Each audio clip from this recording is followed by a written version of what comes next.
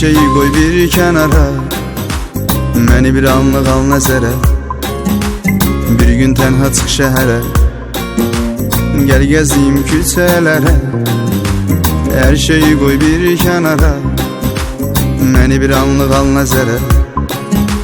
Bir gün tənha çıx şəhərə, gəl gəziyim küçələrə.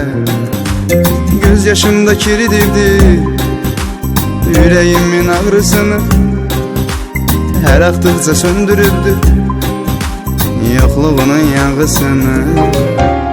Barışmışam yokluğuna, gözyaşımı kurutmuşam. İstəmirəm keçmişim mən, səni təzə unutmuşam. Barışmışam yokluğuna, gözyaşımı kurutmuşam. İstəmirəm keçmişim mən, səni təzə unutmuşam.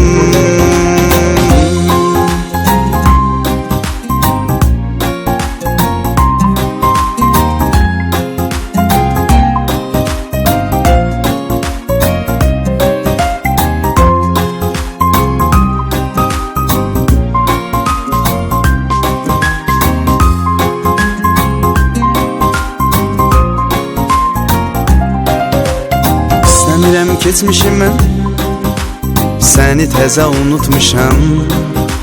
Sən çıxıb gedən gündən mən özümə qayıtmışam.